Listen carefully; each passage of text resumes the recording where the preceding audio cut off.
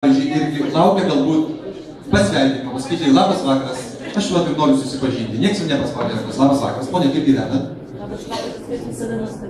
Labai malonu, geras vakaras. Geriau, susidaušime taurėmis ir atšvęsime šią puikią progą. Ir žinoma, pirmiausia, atšvęsti tokią puikią progą, žinoma, reikėtų pasakyti tostą. Kirilas yra tostų ekspertas, tostų meistras. Tik tai šis tostas bus toksai, kad bet kurioje vietoje, kai Kirilas sakys tostą, mes galėsim sustabdyti, įterpti visai nesusijusi kokį nors žodį mesnį. Kirilas pradės tuo žodžiu toliau pasakoti nuoseklę istoriją. Taigi, tostui pavadinimą. Pasiūlykite jūs tostui pavadinimą. Išmanųjį tostą. Išmanusis, štai pavadinimas buvo pasakytas, dar kartą visiems pasakykim. Išmanusis tostas. Išmanusis tostas. Ir koks dar pavadinimas dar buvo, gal mes integruosim į šį pavadinimą. Nervo išgert. Gal kas atsakingai, kad... Šampano gal galėtumėt pasirūpinti? Aš. Jūs turit pavadinimą, taip? Čiagi mes ir buvom susitarę, tai beveik aš priėjau prie šios pavadinimas.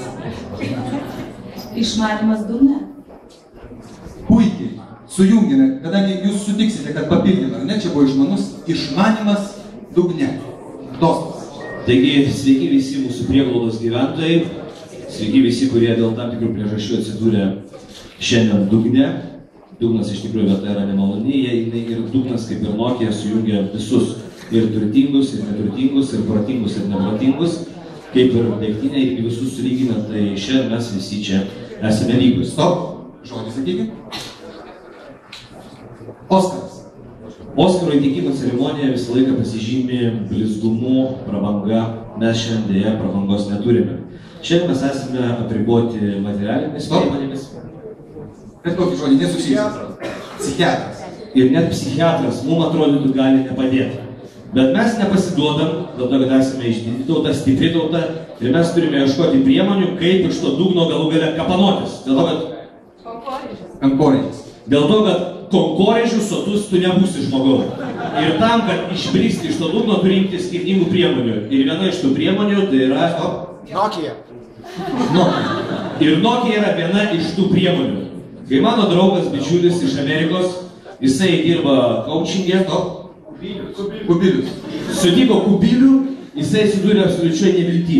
Ir būtent išbristi iš nevilties jam padėjo išmanusis telefonas Nokia. Žalia. Kuris atvėrė tiesiog, kuris uždegė žalią spalvą mąstymui.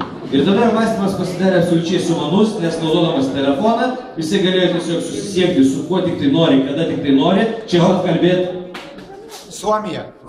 Su Suomija kalbėti telefonu, čia pat siųsti elektroninį laišką į Angliją ir, žodžiu, būti pačioj viršūnėj. Ir žinoma, tas valdymas kelių funkcijų.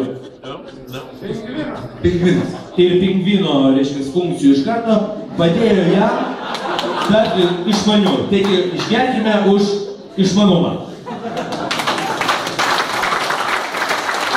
Kągi, išgėrime už išmanumą.